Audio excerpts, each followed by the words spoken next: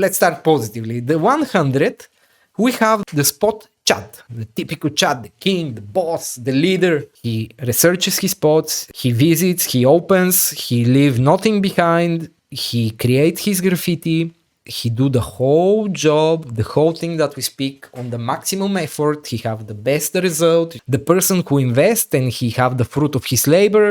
On one hand, the spot chat, the strong, the best, the king. Everything around him, everything that's around him is positive. And on the other hand, we have the little evil spot sucker. The spot sucker is an animal that thrives into the caves and the dark part of the graffiti culture, has absolutely parasitic mentality. He doesn't do anything. He just walk on the steps of others and he copy what others are doing. He uses intentionally the success of others by parasiting them. When the spot chat is painting a nice spot, he will go and he will do his little pieces here and there just to be on the picture, just to be on the spot and not to spend the time to find his own place, to create his own way, and to find and to open something new. He uses only it has been done and what's seen. It's never 100 or it's never black or white. It's somewhere in the middle. We have different polarities, but it's good to know to don't be a spot sucker, be a spot chat, be a king, stop being a toy. Good evening and welcome to the first of hopefully many broadcasts that we will have together. I'm Boris, and the reason I have invited you here is to talk, or to hear me talk about things I want to talk and I think I need to talk. This type of format was something I wanted to explore a long time ago, and now I have a good reason actually to start doing it. And the reason was a small concept that actually grew to a bigger concept. As everything else, like small ideas, they become big ideas. You work on them, you elaborate, and you go further and further, and things go to the point that we sit here now and we can talk.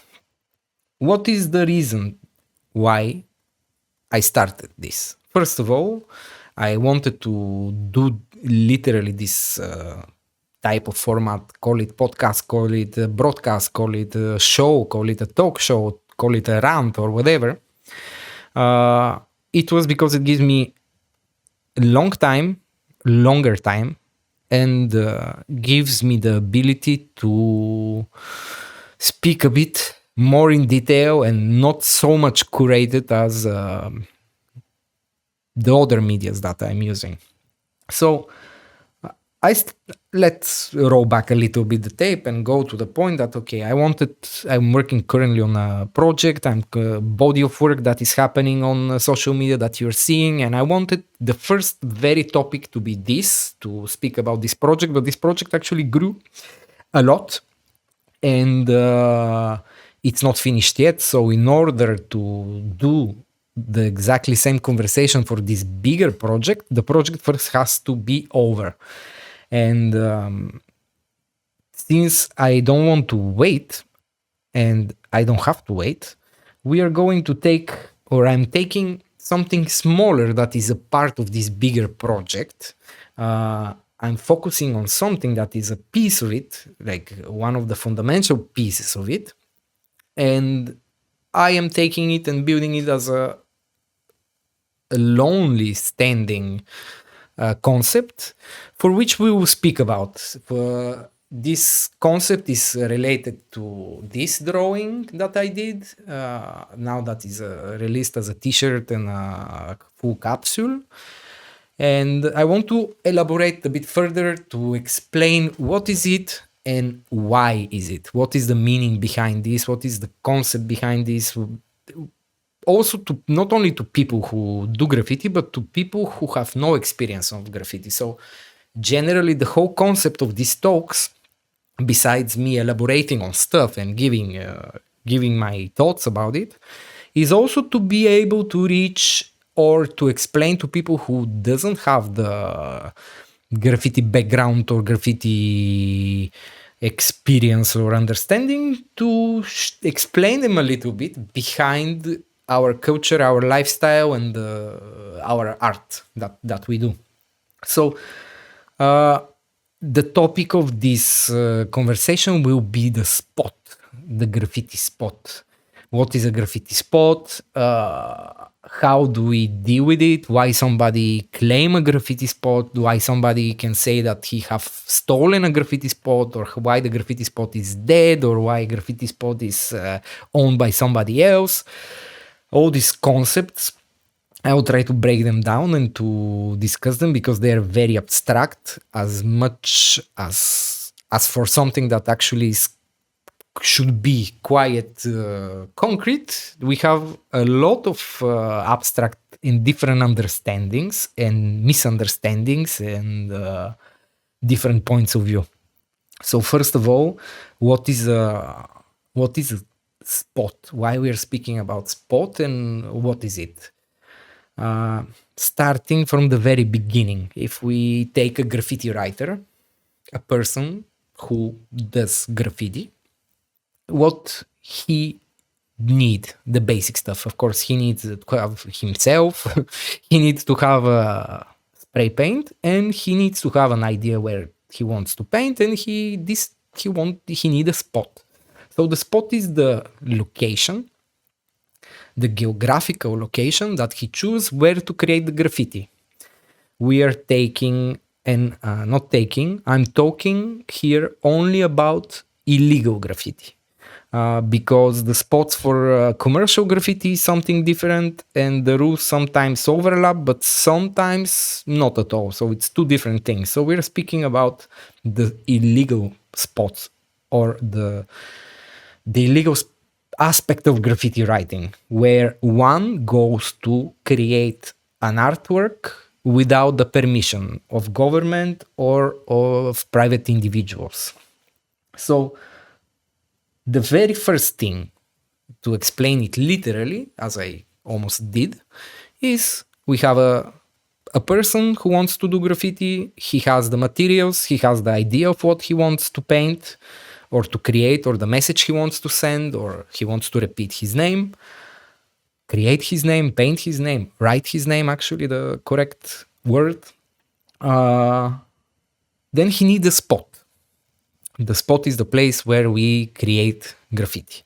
And if the writer, the graffiti writer, is an actor, a performer, somebody who have created a personality and he's performing it, the spot is the stage.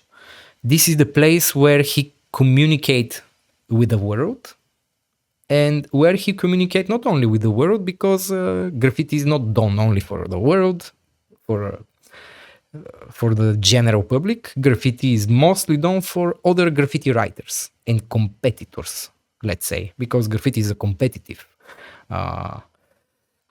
sport, and the means of doing graffiti could be very different. The means of searching and using a spot could be very different to the different people, but the very essentials are more or less always the same, if the intentions are always the basic intentions, meaning like when one wants to create a graffiti, to go to paint, to claim, to make the act of claiming or repurpose property. Let's call it repurposing property, because the property is governed by the government, by the municipality, or by the public, by the private people who owns their houses, the trains, the cars, the vans. It depends. Like, we have many different mediums that could be a spot. So, if an artist wants to create graffiti, he needs a location. And on this location, what he usually do is he write his name, he leave his mark, the mark I was here, like people in the caves 1,000 years ago was doing. And this is the very basic explanation, the non-abstract or the straight to the point, what is a spot. But behind the what is a spot question, there lies a lot of more information, and this information is more coming when we start to look at the spot as a phenomenon or as something that has big significance, because there are types of spots, there are different intentions. How do you use the spots? How do you how one artist preserves the spots? How literally uses the spots, and what is the sentiments that one artist has with the spot after. We can say spot for many different things, and many people will understand when we say the spot. Like if you speak to a skateboarder, to a surfer, to a snowboarder, to a person who do fishing, everybody love, protect, and take care of the spots that they go to practice their thing, and they have different sentiments, different rules, different approaches for different spots, for different meanings. So of course the general explanation is this, but then we have a lot of abstract things around it, which actually I want to discuss, and I like to think about, and I like to play and to joke about, and this is actually a big part of the whole concept about the spot and the whole things that I have painted. I have painted multiple different slogans, punchlines, speaking about the ridiculousness and the connection from the artist with the spots. Because, okay, first thing, how one chooses a spot. This is very different to say. I can say for myself, many people choose different way the spots. For example, the spot, of course, we can generalize it and we can categorize the spots, and we can say what is a good spot and what is a bad spot. Of course, this is something that varies to the different people and to the different artists and to the different intention, but we can generalize it because basically all the artists want kind of the same thing if we write graffiti conventionally, let's say. So the idea for a good spot would be the spot to be visible. The more visible the spot it is, the better will be the results, or the more the graffiti will be seen. Because, okay, the main idea behind graffiti is, okay, if you write graffiti and you're not doing it in your black book, you're doing it in the public space, you're obviously doing it to be seen. You want to attract attention, you want to market your name, you want to get the fame, you want to be known, you want to be notorious.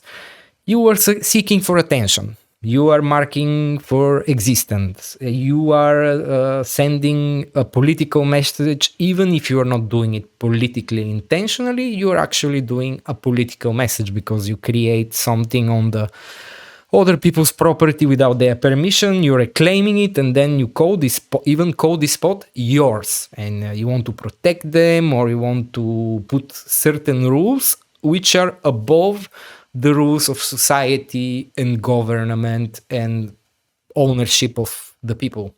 So these concepts, they're for me the most interesting thing, like how we put. But let's go back.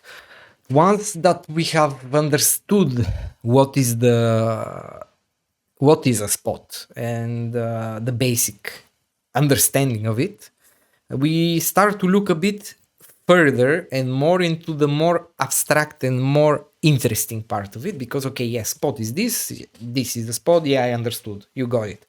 But what is actually very interesting is how the perception of spots start to differ to the different people regarding their different means of intentions of what they want to do with the spot, and how they observe a spot, if a spot is good or if a spot is bad, how they grade it and how they choose it, and mostly how much effort they invest into choosing the location. Because we have heard this multiple times, I'm using it and I have it back of my head. The thing is location, location, location. For me, the most important thing is the location. Of course, there are many other different criteria, but if you have a shitty location, basically things doesn't work. You can have a good business, but if it's in a bad area, it cannot work. The same thing goes to graffiti. So how people look on spots is something the most interesting for me from the whole conversation and from the whole subject is the approach of the tools, the effort, the time, the money, the hard work or not the hard work, and generally the idea, the research, the whole vision about the spots and how do we use them, how do we treat them, and how do we choose them, and how do we maintain them if we can maintain them. So here I already mentioned so many concepts for something that is funny because it's actually, again, we're speaking maintaining, protecting, sharing, hoarding, and so many different words that actually are completely abstract for something that is not yours at first place. Let's put it this way. We set a frame. You're doing illegal graffiti, but also you want to do well. You want to do well on quantity, you want to do well on quality, you want to give your best. We are not gonna speak about mediocre work, we are not gonna speak about people who don't want to give effort right now. We're going to speak to the maximum, to create the ultimate utopian graffiti sport and to be the king, to be the best. We put this frame. So if you want to do the best thing, you need the best spot. And the first thing to do this is you need to be able to identify the spot. How do you identify the spot? There are certain criteria that are important for you, but let's name location, let's name visibility, let's name how hard it is to access it, how exclusive it is the spot, has it been painted before or not? Is it in the center of the city? Is it on a train line that hasn't been painted?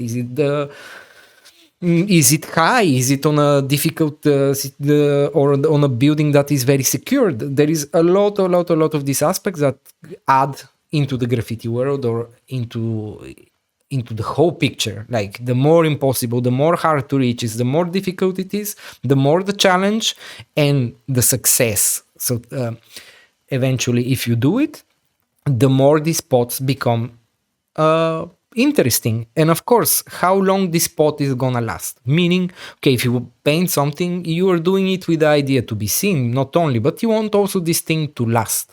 You want to last this as much as possible. We know this is not possible because graffiti is something ephemeral and it's something mortal. When a graffiti writer goes to paint, he knows that the graffiti will disappear for one or another reason. A new building will be built, the building will be repainted, the train will be buffed, another graffiti writer will come and cross it, the building will collapse. It's so many options, and all of these options we can of course again list them and have them in back of our head when we are thinking about the spot. The next thing that comes after considering all these little things is what do we want to achieve? What is the goal? I like to set a goal basically, or for some people. For me, for example, is clear. For back in the days, probably wasn't clear because when I started, I was just painting because of the painting and thinking that I want to paint just because I like painting. But later on, I understood that I'm personally doing it to communicate with people, and I want to send or to create a message and to have a response, basically. So I'm not doing it only for myself, and the people who realize that they're not doing it and they are honest with themselves that they're not doing it only for themselves, because if it was for them, they would do it at home.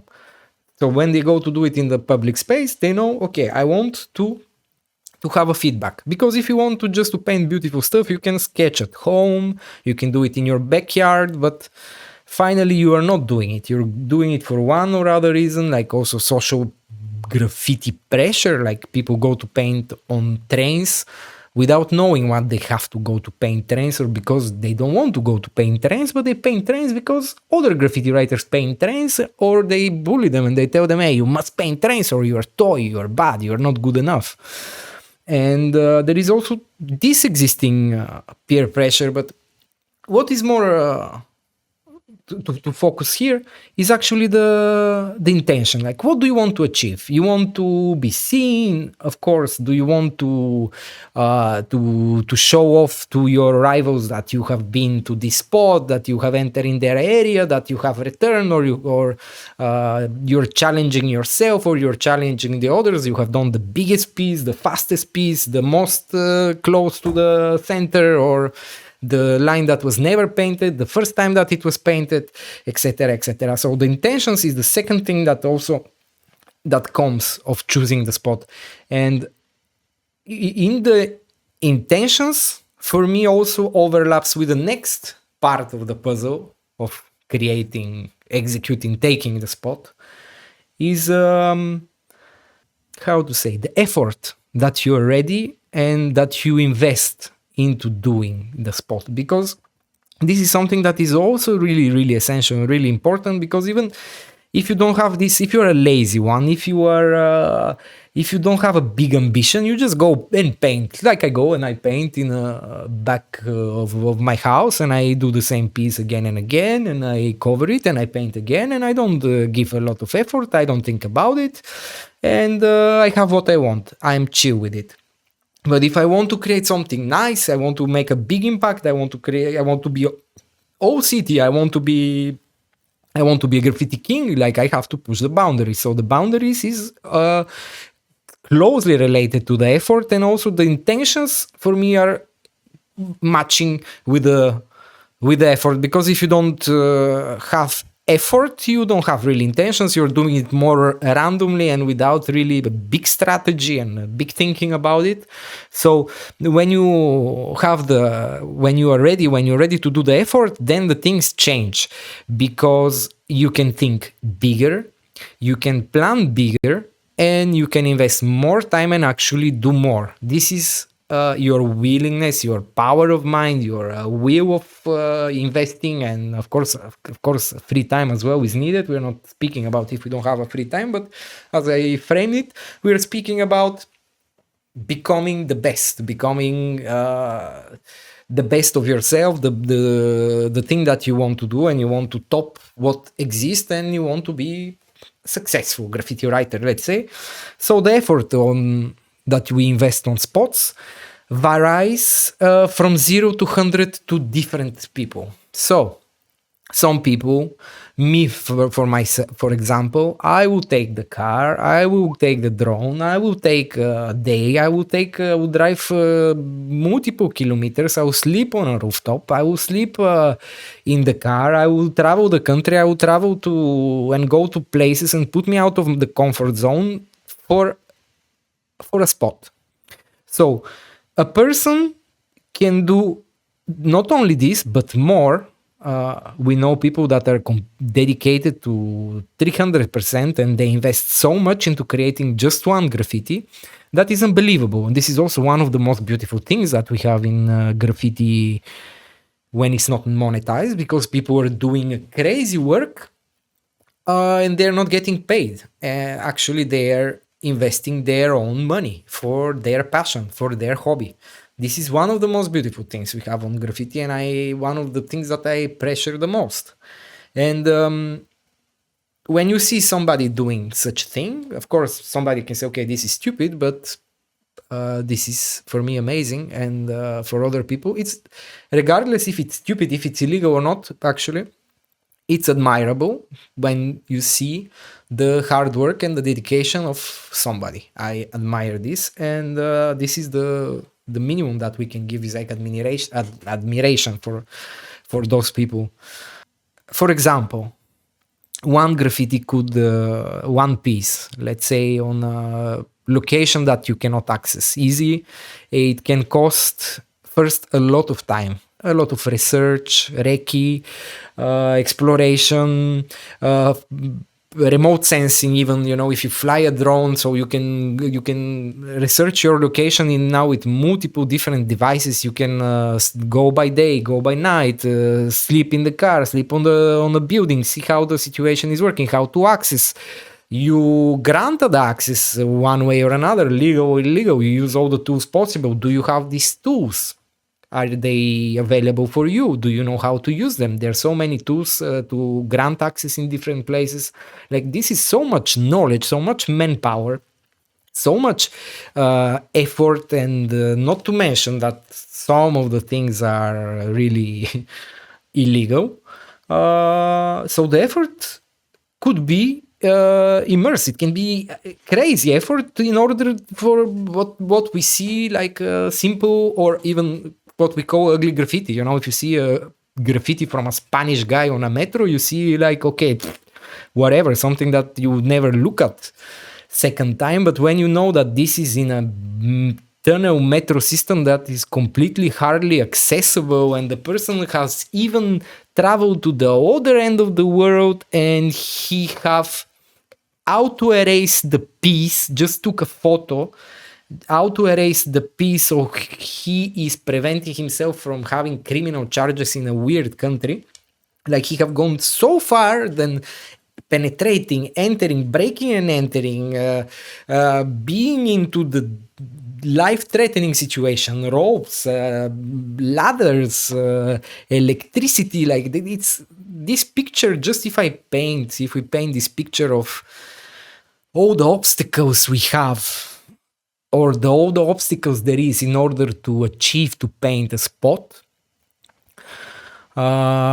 we can talk about a lot, especially if we put the extremes. We are not speaking, I'm speaking here for the extremes, where we are talking about maybe you need to do a rope access, rappelling, or you do something in the metro tunnels, which these two different things are exposing you on life-threatening situations and a lot of risk and a lot of danger. So we're taking these extremes to the 100, from 0 to 100, to understand, to paint the picture of how much effort could be required in order for one to create a graffiti, to go to write his name, and to actually to invest into the spot that he wants to paint. So this is how important the spot is, and the preparation, the effort doesn't stop there. I mean, this is the effort is the whole thing, the whole package. It's the spot is included, but it takes the painting and to preserve the photo after, the documentation. And if you're continuing and creating something with this work, or you are going to different medias, like if you use the photos, if you use the video, if you're also parallel documenting this thing, like you can create stuff which are part of the whole process, connected to the whole to the spot, connected to the graffiti. So the spot is always there, but the effort is always there. The effort of the graffiti writer doesn't stop with the spot. It evolves further, but we're not gonna go into this. I can speak in on another conversation. We can speak about the other different parts, and we can go on details of how difficult and how much effort one can give in order to create graffiti for free. Not only for free, but risking one's freedom, personal freedom. Like, you create graffiti, it's illegal, you're going against the laws to play a game that doesn't have a medal or diploma at the end of the career. It doesn't have a check, bonus and a salary. It has only a good, very, very good memory, but it has a lot of legal risk. So the people who are actually more pushing the boundaries, putting more effort, doing more hardcore stuff, they are facing more and more problems. And effort goes and continues there with pushing these limits all the time, pushing. So you are risking more. It's proportional. You become more famous, you become more seen, more known. you become more wanted, and the price at the end is to pay for the artist, not for the bystander, not for his competitor. It's for himself. So it's a mission suicide.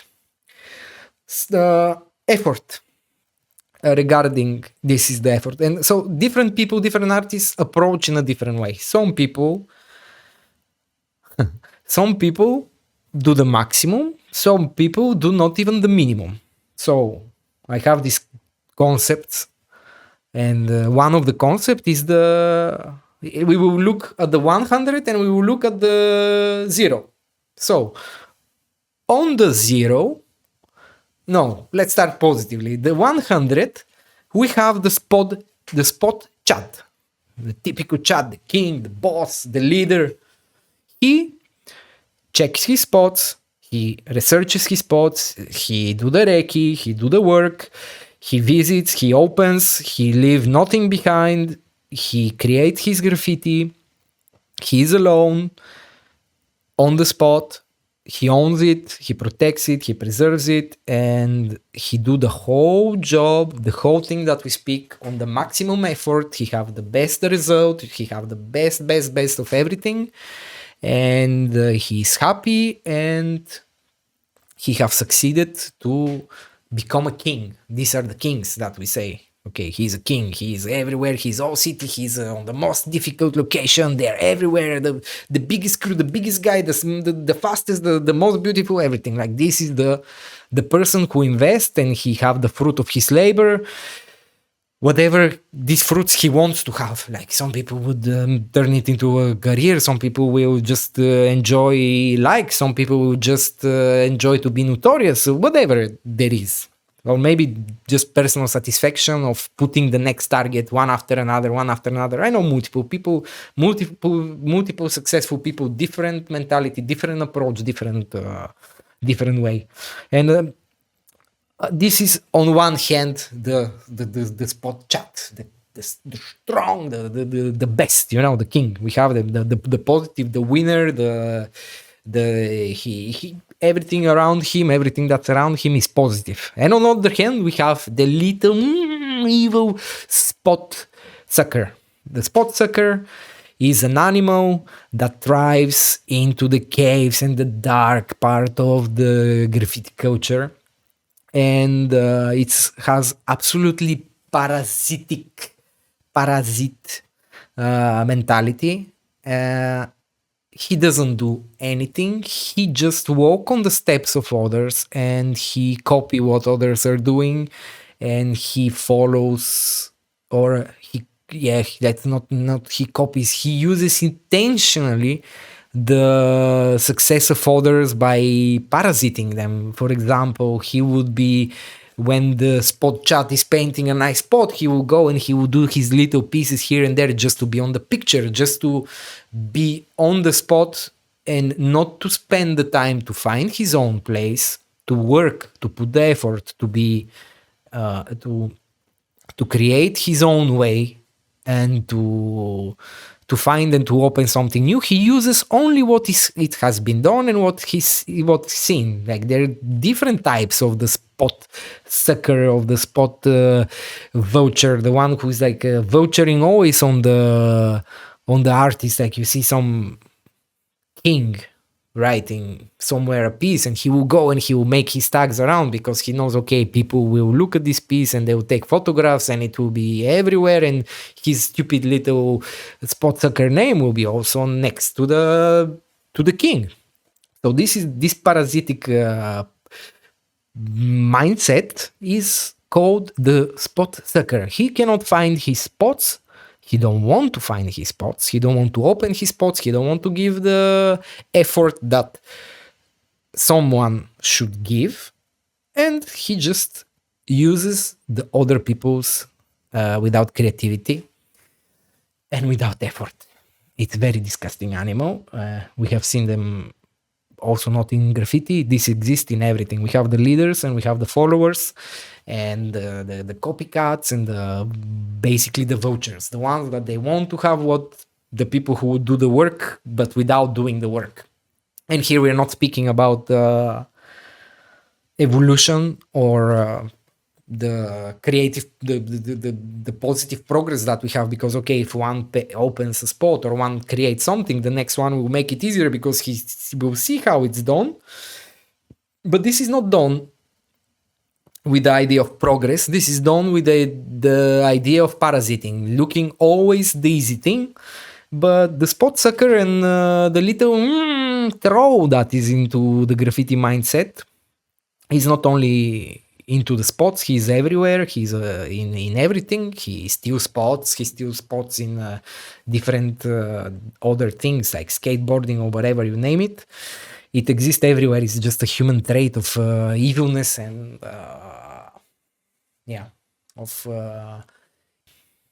so these are the two basic examples that we have in the regarding speaking about the effort of the using the spot. Of course, this varies. It's never the spot sucker or the spot chat. It's never 100 or it's never black or white. It's somewhere in the middle. We have different polarities, but it's good to know to don't be a spot sucker, be a spot chat. Be a king, stop be a toy. Don't be a fucking toy. Even toys are better people. You have to stop to be toy. It's a bit of paradoxal, but yes, don't be a fucking toy in life, in everything you do. After we look on the efforts and the intentions, efforts overlaps with intentions because depending on your effort, you have different intentions, and depending on your intentions, it depends your effort, because okay, if you have bad intentions, if you are you have the intention of the spot sucker, you have not much effort. But if you have the intentions to be a king, you have to put the effort of a king. So your words matches your dreams, or your actions matches your words, and you execute the plan. You wake up, you say, okay, I'm gonna be OCT king. So if in order to be OCT king, you have to fucking put the work. You have to do all this work. The next thing that comes after all of this is the boundaries, the taboos, and moreover, the unwritten rules of graffiti, of vandalism. We had this concept back in the days. Also, we had on social media asking people, what are the unwritten rules of vandalism? What is this unwritten rules? Because there is no rules, there is no laws that tell you, okay, this guy is a gnome, he's a spot sucker, this guy is a chat, he's a king, he's the boss. Who decides?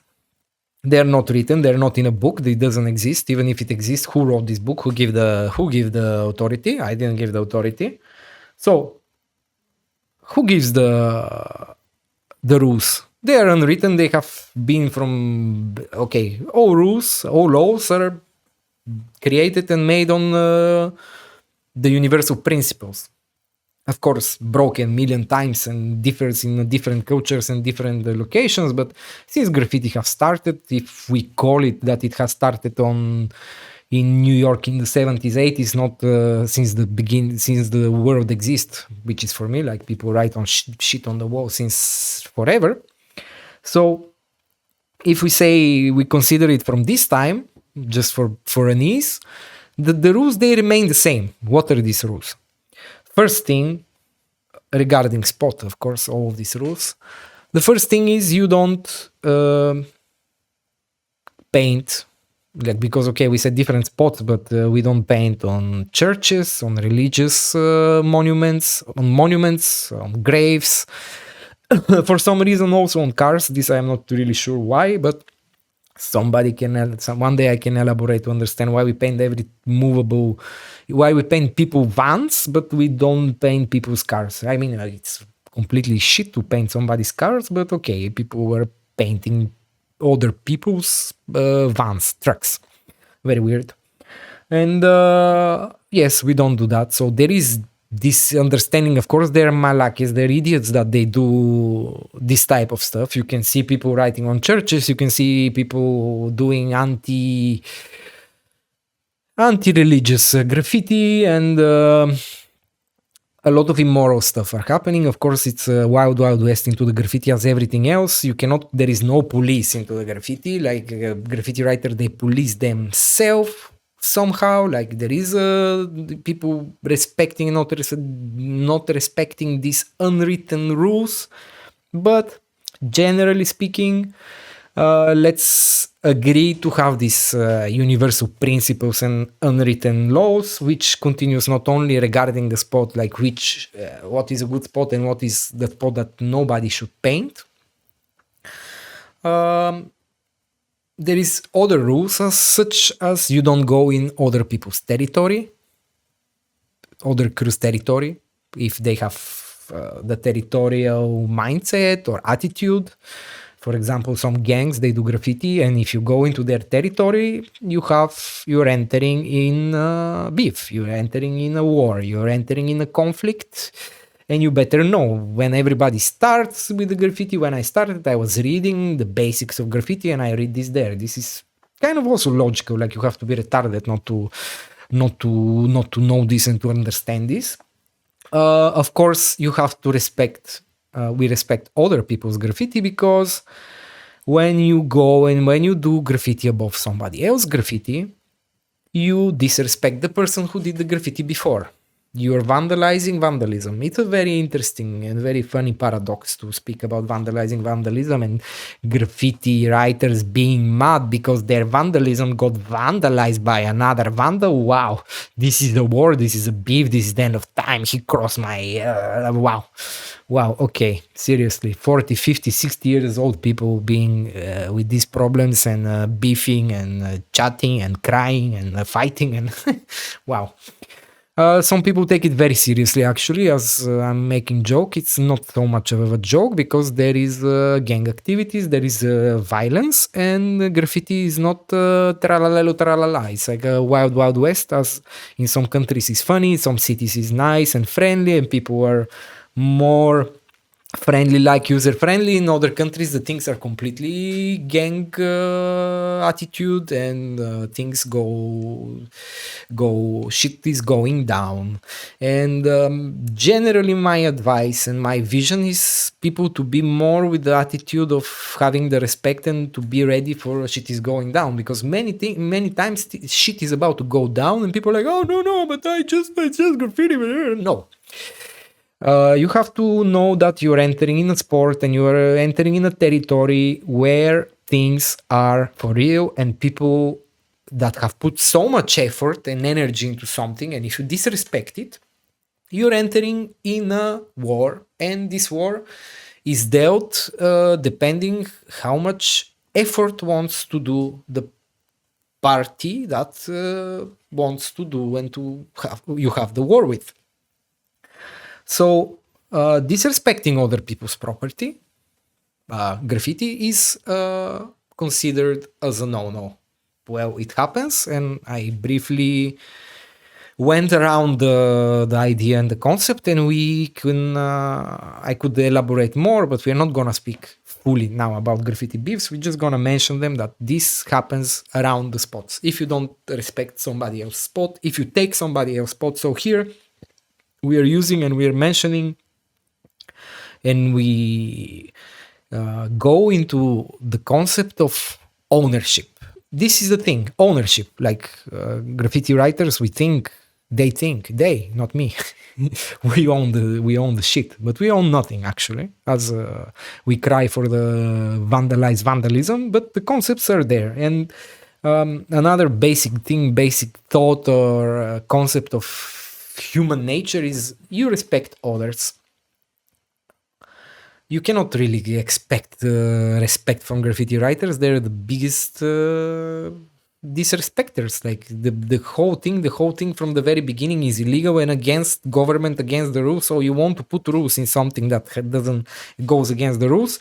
It's again a paradox, an oxymoron, and whatever you call it. It's just like, you can't govern the anti-government minded people. But you can have a respect, and even criminals, even anarchists, even whatever, call it the biggest extreme, they can have some kind of respect and some kind of code. Everybody must have one, and to follow it. So you have to have the respect, and you have to understand that if you paint next or above somebody else has been there before you. First of all, you're stepping on the steps of somebody else, and you're disrespecting him. Like, he have been there, he have spent the time, he have opened the place, he have paid money for the cans, he have spent his time, he have done his energy, and you should respect that. And if you don't, you have to take the consequences, because when you go somewhere and when you paint, many times people say, yeah, I was drunk, I didn't know. But most of the times when you take somebody's spot, which is the ultimate disrespect, you see the guy and you know, oh, yeah, he will cause no trouble, yeah, he's a pussy, yeah, yeah, I can beat him up, I'm stronger, I'm better, whatever. So you're thinking it's a binary decision when you do this. You know, if a guy is strong and he will react and he will start a war, you start a beef with him, you're probably considering not to do it. But when you see this piece and when you do it, when you take the binary decision, I'll do it or I'll not do it, it's yes or no.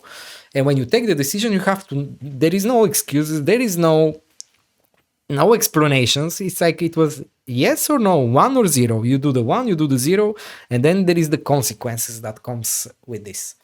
So yeah, let's go back to this understandings of spots, because this is where things are happening and they become more and more abstract and more funny and more interesting and more serious, because I'm laughing. For me, it's funny. Everything is funny. Everything is a joke, especially here. But some things are serious, and some people take very serious the ownership and the territorial, the property, the way how they see, how they appropriate the spots, and we have a gang attitude regarding and coming from some graffiti crews and some graffiti artists that doesn't allow people to paint in certain areas, doesn't allow people to paint in certain graffiti yards. For example, Berlin is known for this localism, and this localism we have it in surfing, we have it in snowboarding. The localism, okay, actually this is the good term. We're talking about the localism regarding the spots. So the guys, they protect the wave, the guys, they protect the skate park because it's getting polluted. Of course, the reason can be good. There is no good localism, but there is reason for the localism, and there is logic. You can understand it. You can agree or disagree with it, but it exists, it's there, and you have to learn how to deal with this, and you have to understand that this is part of reality. It exists, and you can't really do much about it. So localism in graffiti, as anything else, is the practice where a group of people, a crew of people is protecting certain spot. So they claim a spot. Most of the times the spot is not even opened by the people who claim that they own it, but they have taken control by force or by being frequent, by painting often there, or just deciding because they have numbers or they have the power to do it, and they enforce this with power. We are not speaking if it's good or bad. We are speaking that it exists. Like everybody can have his opinion and he can do whatever he wants. Like if you want to paint, if you want to go against the localism, you can fight it. If you want to create a localism and monopoly, you can create it, but you have to maintain it. So these practices, they exist. There is not only localism. The localism is something that is it's a mindset, it's a phenomenon, and it exists and people do it, but they also enforce it and they reinforce it. They are protecting the spots. If somebody goes in a specific area and put a tag, they will erase the tag, the signature of the artist. It will be like, hey, this is not your spot, you are a toy. When a tourist come to paint in a specific train yard, mostly I'm speaking about trains because mostly this goes to the trains, the localism and the spot, but not uniquely and not entirely only for the trains, but mostly applies for the train because there we have the metro mindset, which is another evil sickness thriving in the heads of people. We're gonna discuss in another podcast. just about the little Smeagol collecting systems. But yes, so if, for example, I go to paint in a spot somewhere in Paris, and it's a place that is known for somebody else who is having it in his mind that this is his spot, I will paint a panel, I will make a tag on the wall, and then he will be super mad that I made a tag on his wall because he cannot remove my painting or my graffiti on the train because they are moving and going to the buff. He will cross my tags, and it can go to social media, it can go to a beef, it can go to whatever, but like he feels deeply inside, this person, that he has been disrespected and that something has happened, like something happened in his house with his own property. And on this delusion here, what I'm speaking about is, again, I'm telling a specific example for a specific movement of people, not generally, because speaking about controlling a train yard that has been painted since 50 or plus years, you go and you claim it for yourself, is a bit difficult, and it's a question of muscles, money, and manpower. If you want to maintain this type of business, like, you have to be ready to fight for it, you have to be ready to protect it, and if you want to do the opposite to paint, you have to do also the same. You have to have the power, the force, the muscles, the martial arts techniques, and everything in order to penetrate somebody else's yard. But what we are speaking here is like somebody protecting something that actually should be more of an open source, but this is a matter of debate. Just to set the borders here is like, okay, this place is not it was not a virgin spot. Virgin spot is something that somebody painted for the first time. Nobody else has been there, and everybody going after and doing bullshit, meaning bringing attention to the spot, either by bringing attention for another. Toys are the not good artists. Like, if bringing some less experienced artists to the spot, put social media content or spread information about the spot, like he's about to burn the spot. So if he do such things, this is negative and nobody likes that. This is wrong. This is like polluting and saturating the spot. Nobody should do that. This is another don't or another taboo that goes to the topic. I should have, it was my next point, but I jumped to it because we overlapped again. But let's return to the train yard and to the ownership, because if we look, for example, in another occasion, like not this train yard that is already overlapped, like generations have painted there and somebody claims the spot. We take another example, which is more simple. For example, a rooftop. Beautiful, good spot in the city center that is visible, that is hard to reach, and it was virgin. So an artist go there, paint something, and by the universal rules and understanding of graffiti unwritten rules, this is his spot. Nobody goes above and don't cover his spot.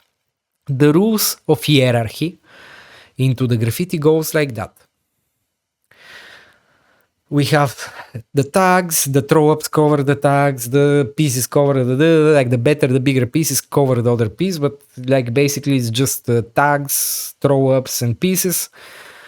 But this hierarchy is again some abstract concept that not everybody respects, and basically if you come and you cross my tags, me personally with whatever, like I take it personal and you go to a war. So these understandings is like, it could be and it could pass low-key, but I would suggest nobody to do it, because history have shown that if you cross the tags of somebody who is 2 meters tall and he's a kickboxer and he comes and open your head, well, he don't care about the hierarchy. And the same thing about the hierarchy of graffiti. Like, you're a toy, you're a king, you're a better, like, yeah, some people who are better believe that they can take the spot of the younger, but it's more or less the hierarchy is like the law of the jungle. The small eat the big. That's it, the reality. And we take, for example, for the ownership, returning to the main point that I am not making since 15 minutes, is if if we take this spot and somebody come to take the spot after this beautiful rooftop, second artist come to take the spot and paint over the other artist, he's disrespecting, he's entering a war, and basically he's doing the wrong thing because the spot was already there since many years, nobody painted it, and people, the rat snitch. So, not the rat snitch, the spot sucker, so that it's possible to paint this spot just because artist number one went to paint there. The spot snitch, the spot suckers, the spot suckers see the visibility. For him, the spots become available only and visible only when somebody else painted. Okay, artist number one has painted, I go to paint next to him. Oh, artist number two have painted there. Okay, I paint over him. Or I will do small pieces around everybody else. Like I will pollute everything with my stupid graffiti everywhere around people who have actually invested and done the things the, let's say, right way, or they have given effort and love and to vandalize somebody else's property. And generally speaking, we can say that all the people who practice graffiti know the basics and know the rules, because you don't need to listen to this podcast, or you don't need to think much and to read books on the topic to understand what is moral and what is immoral. You know that deep inside you, we all know that what is good and what is wrong when you do it, basically. So if this moral compass is broken, you're a psychopath and you're just loco coco. This is another thing. But yes, there is a lot of loco cocos also in graffiti, as there is everywhere, in every art, in every sport, in every domain. People are corrupt and vicious. And yeah, not all, of course, but there is some bad fruits into the bowl of things. But generally, the things are more positive for me. I look more from the positive side. So basically, we covered a lot about the basics of the spot. I hope the picture is a bit more clear. The idea of explaining and to giving this picture, this explanation, was to also link and to explain why I'm interested, why I'm interpreting artworks, and I'm creating things on the topic of the spot, because it lays in the very fundamentals and in the very base core of the whole culture and our interactions and our creations and our daily life. And the spot is something that I put on focus. And right now I have taken the topic of the spot out of the whole bigger project I was working, and I'm still working right now. And I am putting it in front and say, okay, let's speak about the spot, because in this project, the bigger project I'm working, there is more things, more topics, but this is one of the main, one of the core. Why this joke? Why this spot has been promised 6,000 years ago? What I'm explaining is because, okay, I created right now this capsule collection, and I painted this spot theme related artworks. Spots are actually also memories, not only locations. As I explained, they become the piece of performance of the artist, but they're also something that has a legacy. It has something like a monument, something that people pay pilgrimage, like people go to visit another city to see and to collect the artworks of certain artists. They will go to a country to discover the artworks. I will go and I will see an artwork on a spot. I will see a spot and I will have memory, and I will see also my skills have been this. I have been this young. I was not able to use, for example, rappelling or whatever. It's like so much things that the spot becomes. It's not just the piece, but it's like a memory, a monument. It becomes also a city, a part of the city history. It's amazing. Different artworks that I am elaborating on the the spot topic. And for example, there was a guy who wrote, I had a graffiti and I posted it on Instagram, and a guy commented, yeah, good spot, whack letters, good spot, good spot, whack letters. So I really like the comment because I wrote something with my letters. It was somebody probably who doesn't follow me, or even if he follow me, doesn't like my letters, and probably he expect to have a better letters, but he don't know that I cannot do better letters. But anyway, his comment was on point, on a picture that I did graffiti on a specific spot. I think it was on a boat that I found, abandoned boat, and I had a concept. I wrote, "It's not you, it's the waves." Super nice, everything beautiful, but eventually he didn't appreciate my graffiti, and he commented this. So I was like, okay, here he likes the spot and he don't likes my graffiti, so he appreciates, and probably he would like to see something else. Probably he wants to be the one who paints this photo, takes this photo, or whatever he imagined better, because he's judging. So I took the comment and I actually painted it on my spot in the backyard. This my spot, another concept that we will talk about another time. But good spot, whack letters. So the meaning behind this, what I like, for example, is that we say the guy put emphasis on the spot, like he feel like I have disrespected the spot, like the spot is so nice that it deserves something better. And I like it. I like it. Now I can turn it and flip it around. Like it can be a whack spot and good letters. So what is better, good spot and whack letters, or bad spot and good letters? Graffiti spots are like cane food.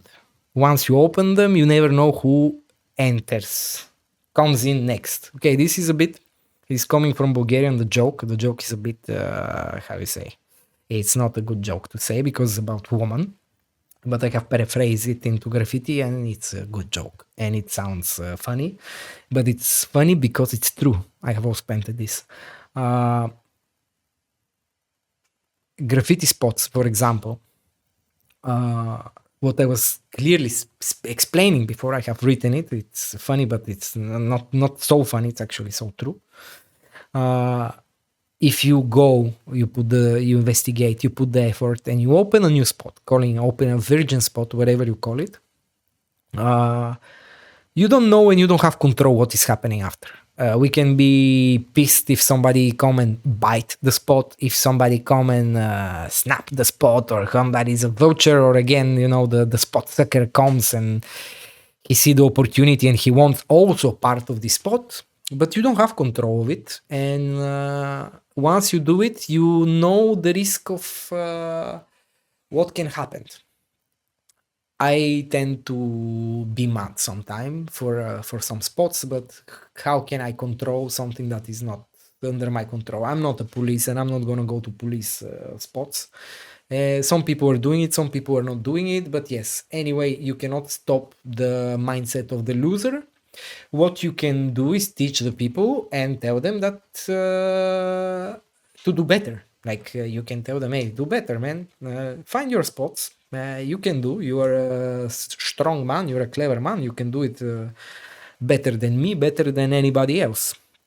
Also, people see, even though that you cannot police and you cannot control the spots, people know who does what. And if you do the things correctly, if you're a leader, you always lead, and people know that you're a leader.